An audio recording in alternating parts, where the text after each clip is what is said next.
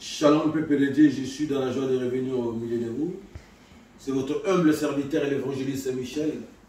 Je viens encore apporter un message aux enfants de Dieu des parlements. Si vous le permettez, avec toute humilité, je veux prier pour la parole.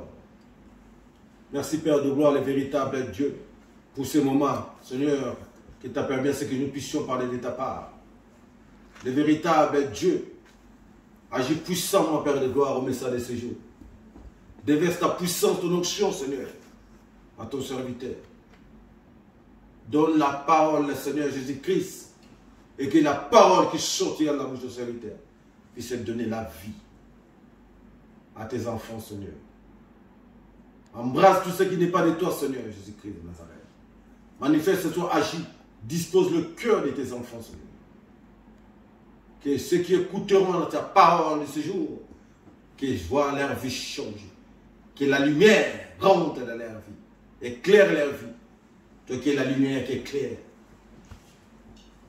Éclaire le matin, éclaire la vie de tes enfants, Seigneur.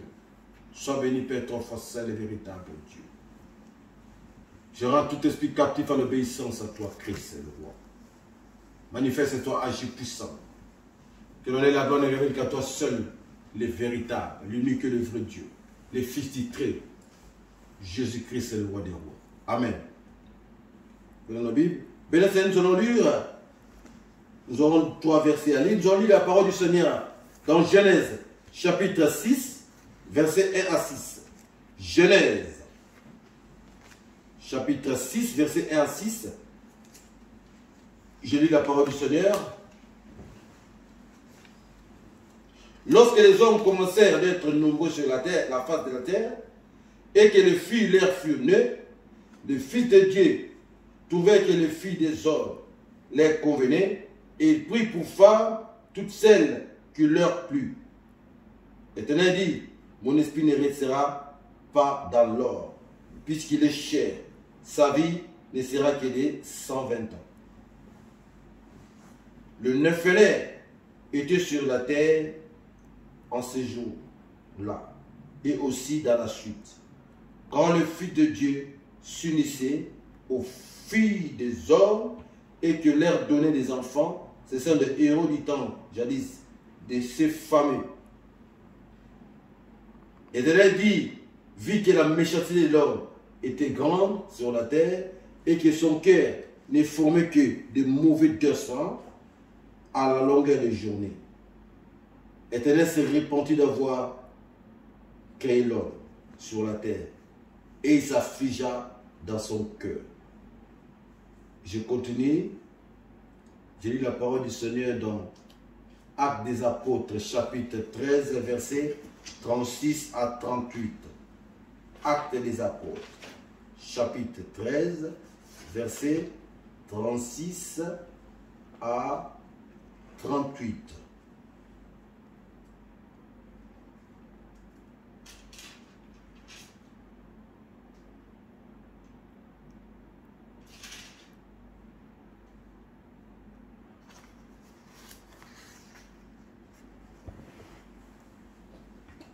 Or, David, après avoir à son tour, à son temps servi les desseins de Dieu, est mort, a été réuni à ses pères et a vu la corruption. Celui que Dieu a ressuscité, lui n'a pas vu la corruption.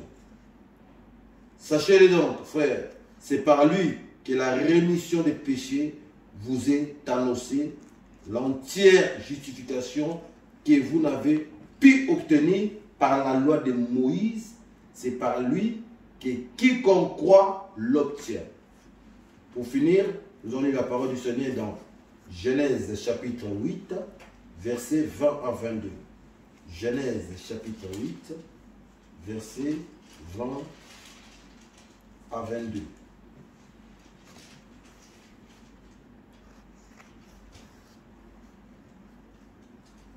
Noé construit un autel à Yahweh et prit de tous les animaux purs et de tous les oiseaux purs et offrit des holocaustes à l'autel.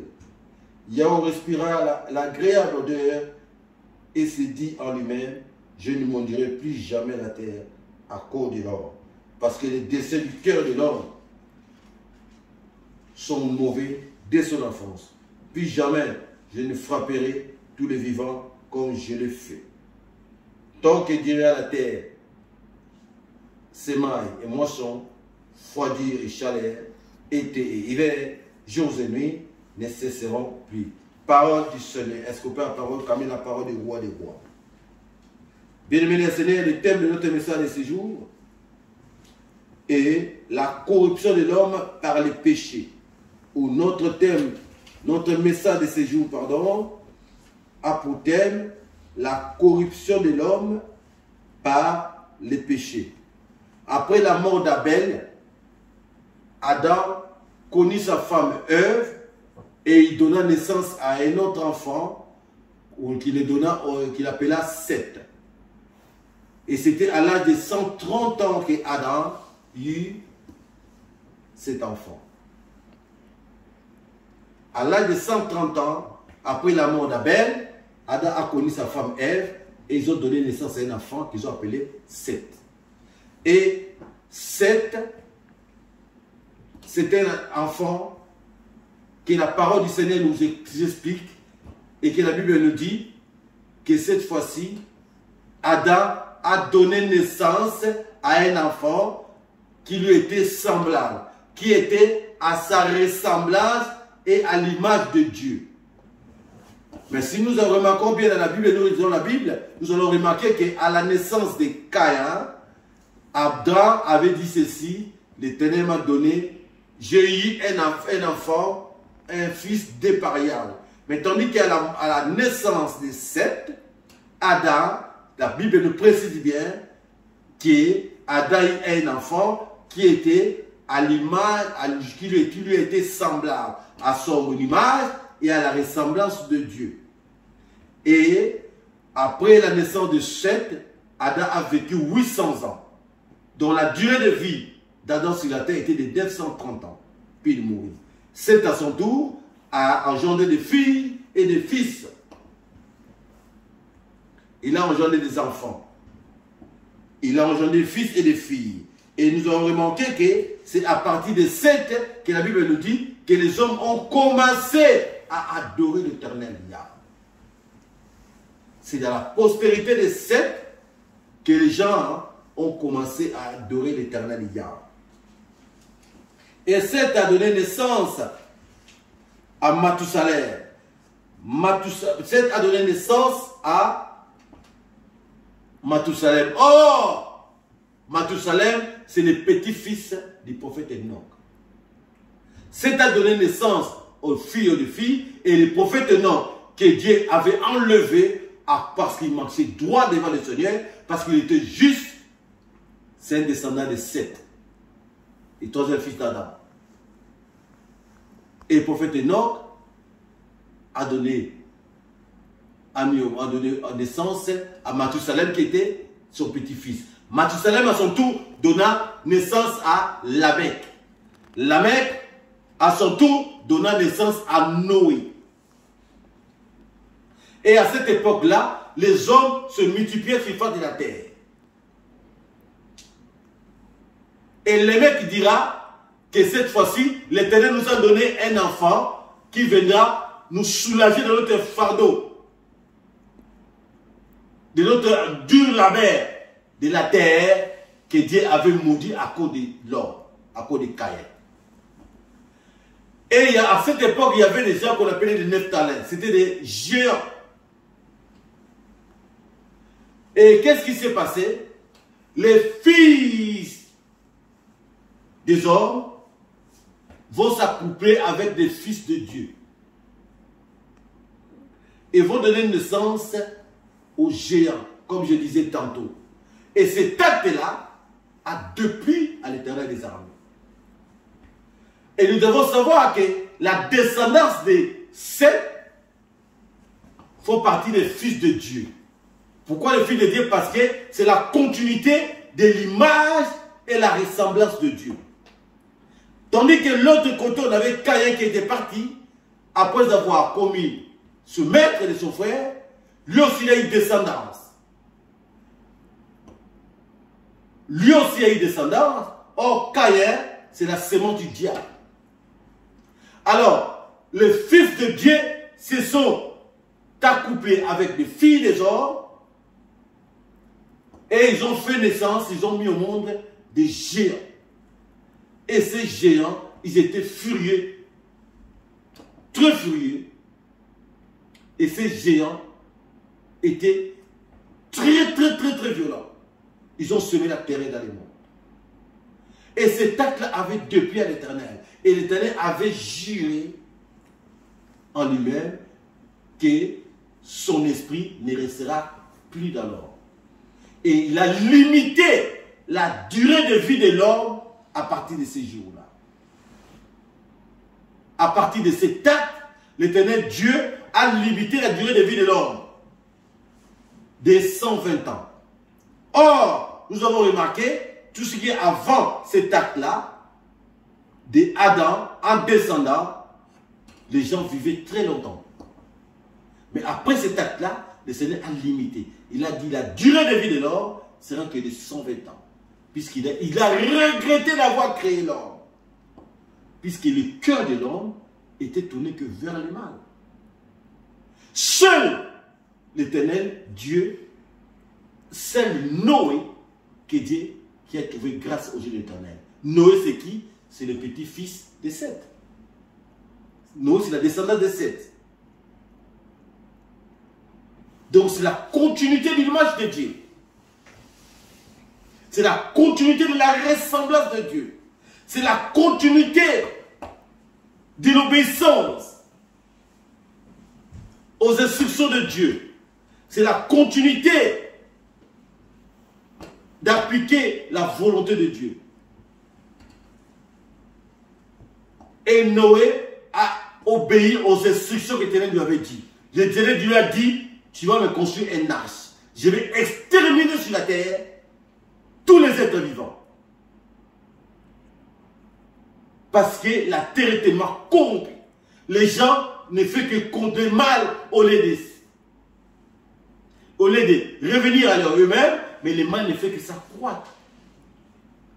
Le mal ne fait que s'accroître. Les gens continuent à vivre dans les mal. Et le Seigneur ne pouvait plus supporter cela.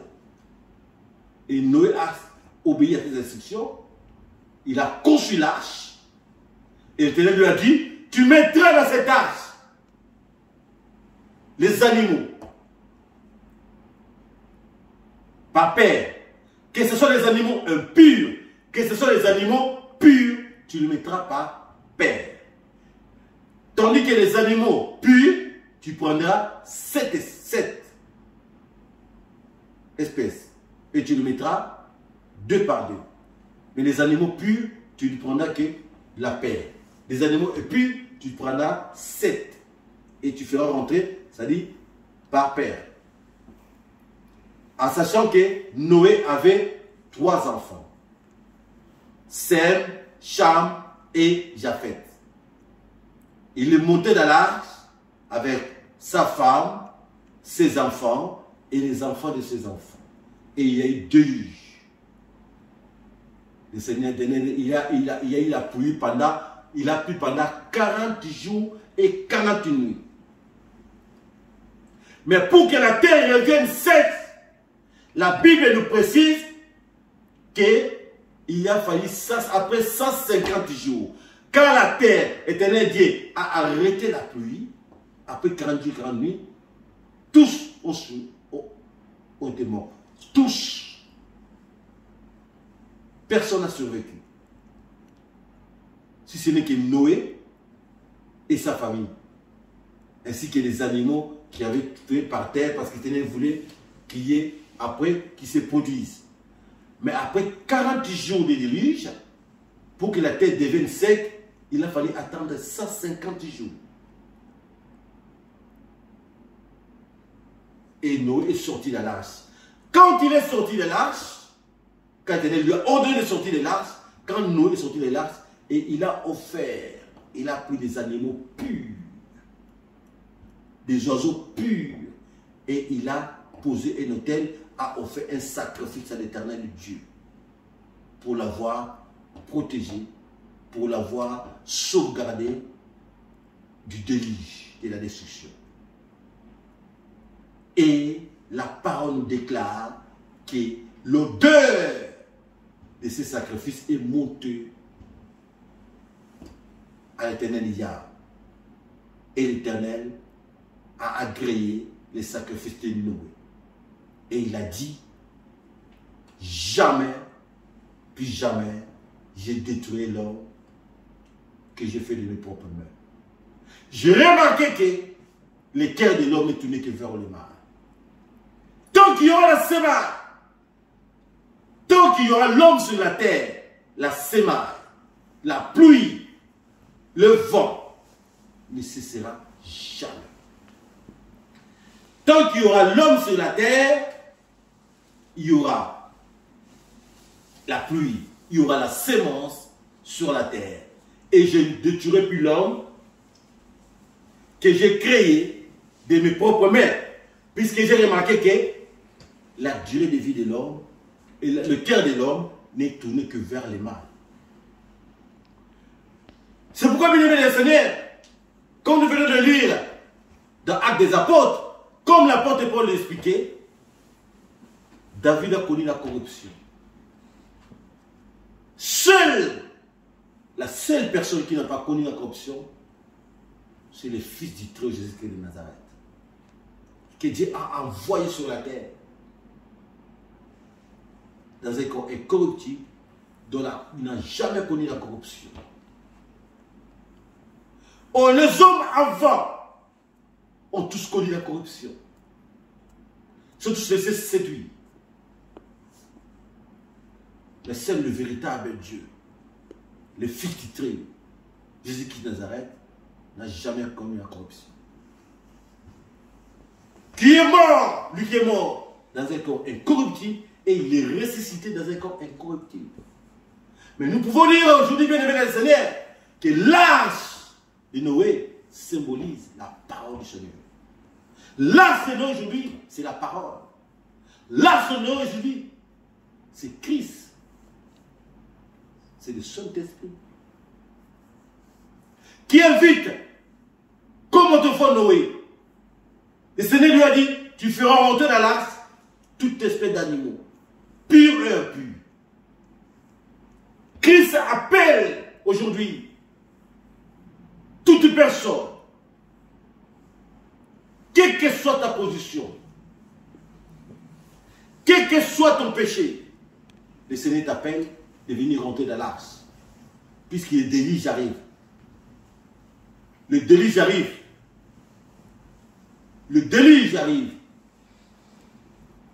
Et le déluge, c'est l'heure de l'Antéchrist. Arrive pour détruire toute personne qui refuseront de prendre la marque de la bête, qui refuseront de fléchir les genoux ou d'adorer la bête, ainsi que sa marque.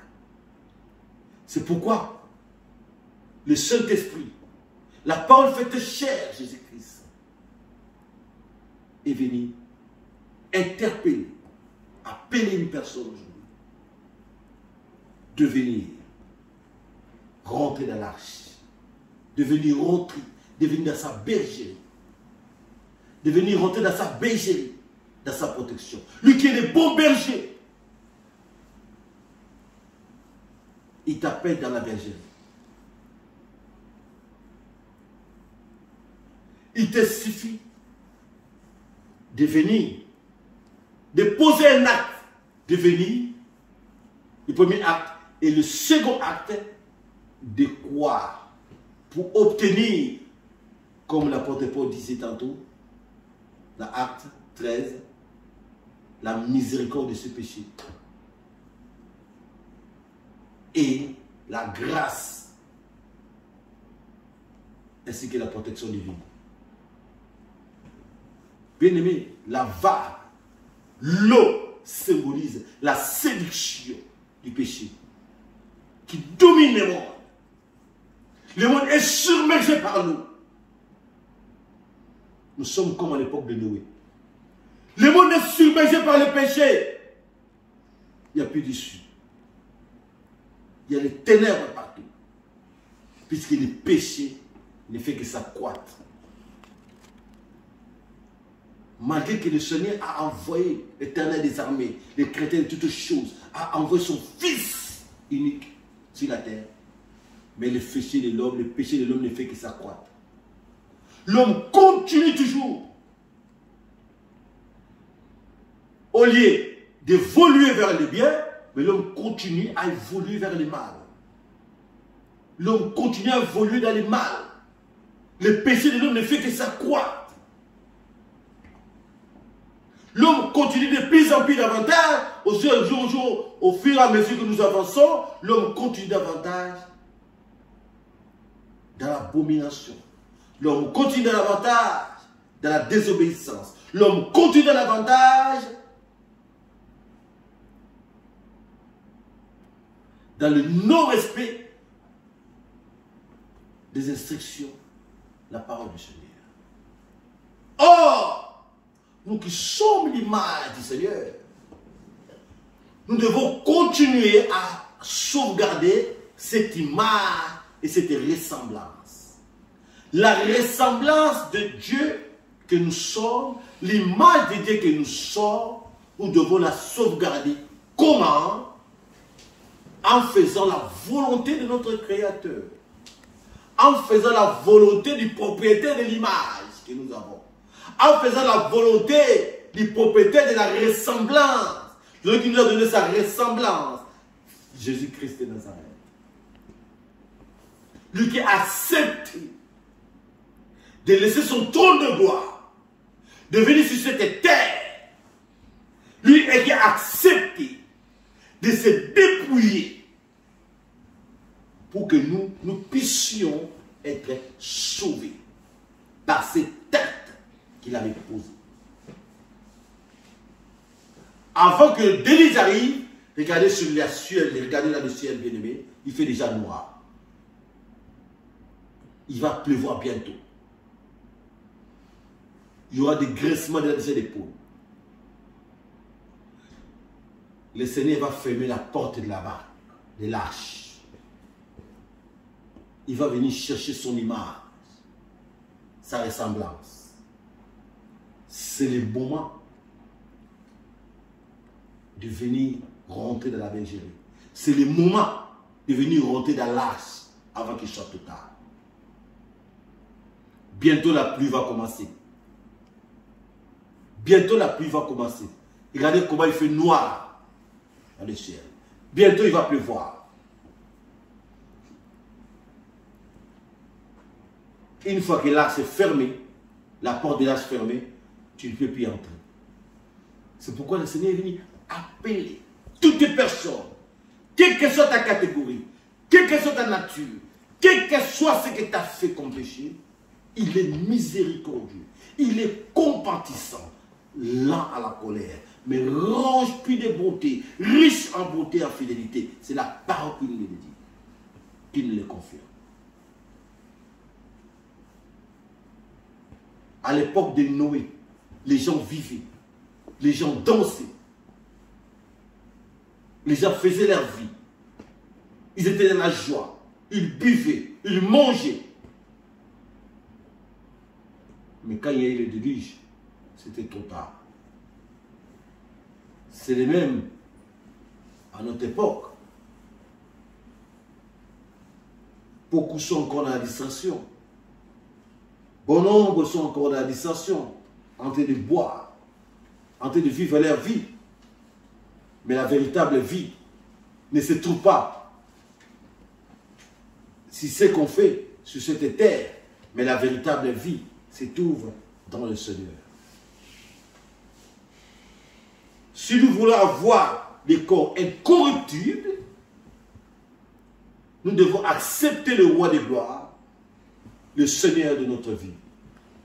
Si nous voulons avoir des corps incorruptibles, nous devons accepter le Seigneur de Tout-Puissant et l'éviter de notre vie pour qu'il puisse prendre le contrôle. Pour que quand il y aura les déluges et que nous sommes dans la protection. La parole du Seigneur dit, laissez la terre passer. Seule la parole fait qui chère. Seule les ressemblances de Dieu vivant et demeurant d'éternité en éternité. Nous n'avons pas notre soutien, notre consolation. L'ennemi a été de multiplier les stratégies pour chercher à maintenir les gens dans la distraction, pour chercher à maintenir les gens dans la prison. Mais nous, étant enfants de Dieu, nous devons être éveillés. Nous ne devons pas nous laisser séduire. Sinon, nous serons emportés par le vent, par les vagues. Nous serons inondés, comme le monde est déjà inondé par les péchés. Le monde est déjà séduit. Ne nous laissons pas séduire, mon frère, ma soeur. C'est pourquoi le Seigneur est venu appeler, interpeller une personne dans ces jours, de venir rentrer dans la bergerie, de venir rentrer dans la race. Il nous appelle, il t'appelle, mon frère. Il t'appelle, ma soeur, viens dans l'Ars, viens rentrer dans l'Ars, viens dans la bergerie avant qu'il soit trop tard. Viens, la solution, la protection, la restauration,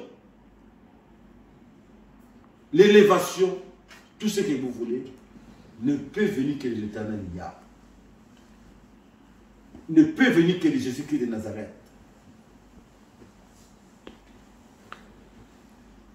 Il te suffit de faire 2 pas. Premier pas, de venir. Le second pas, de l'accepter. 2 gestes. L'acte de venir et de l'accepter. Il est là le consolateur. Il est là le Dieu Tout-Puissant. Il est là le Fils du trône, Jésus-Christ nous appelle. De venir. C'est le moment, avant qu'il soit trop tard, de rentrer dans la bergerie. Il nous appelle de venir rentrer dans l'arche. Il nous appelle d'offrir nos corps comme un sacrifice de bon odeur, agréable à Dieu. Pour que nous soyons agréables à notre Dieu, nous devons lui offrir nos corps comme un sacrifice de bonne odeur et agréable. Comment peux-tu offrir ton corps de sacrifice agréable à Dieu? C'est en marchant dans l'obéissance, c'est en marchant dans la crainte, c'est en marchant dans la vie de sanctification que tu pourras offrir ton corps comme un sacrifice de bonne odeur agréable à l'Éternel des armées. Nous qui sommes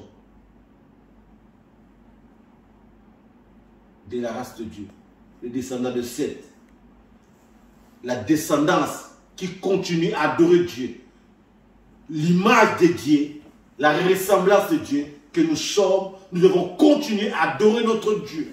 Nous devons continuer à vivre de l'adoration. Adorer notre roi, adorer notre Seigneur, adorer notre Maître. Dans tout ce que nous allons entreprendre, dans tout ce que nous faisons sur cette terre. Car nous sommes des adorateurs. Les ressemblances et l'image de Dieu que nous sommes des adorateurs. Les adorateurs de notre Créateur. Nous qui sommes de la race de Seth, nous qui sommes de la race de Dieu. Nous devons être de véritables adorateurs. Nos pensées, nos êtres, notre conscience, notre raisonnement, notre réflexion doivent fléchir les genoux devant le roi des gloires. Notre conscience, notre marche doivent être fléchis devant le roi des gloires. C'est pourquoi, mon frère, ma soeur, le Seigneur est venu aujourd'hui pour interpeller une personne. Toi qui es loin de la bergerie, il est temps de venir dans la bergerie. Il est temps de rentrer dans la bergerie. Le Seigneur nous appelle avant qu'il soit trop tard. Mon frère, ma soeur, viens dans la bergerie. Ne te laisse pas séduire. Autrefois, les gens se laissaient séduire à l'époque de Noé. Autrefois, les gens se laissaient séduire à Sodome et Gomorrhe. Mais quand il y a eu déluge, c'était trop tard. Viens dans la présence du Seigneur. L'as représente l'as de Noé, représente aujourd'hui la présence du Seigneur. Es-tu dans la présence de Dieu? Pour être dans la présence de Dieu, il faut marcher dans la sanctification. Pour être dans la présence du Seigneur, c'est seule la présence de Dieu peut te sauver de toutes sortes de déluges. Seule la présence de Dieu peut te protéger contre toutes sortes de souffles, contre les déluges, contre toutes sortes d'inondations. Es-tu réellement dans la présence de Dieu? Mais pour être dans la présence de Dieu, il faut mener la vie de sanctification.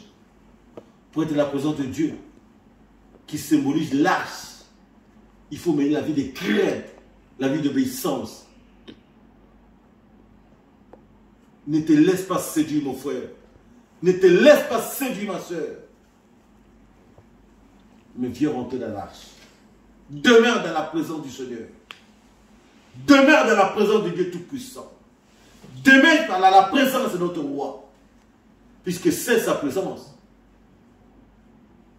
nous épargnera le déluge. Seule la présence de Jésus-Christ nous épargnera la destruction. Que Dieu vous bénisse.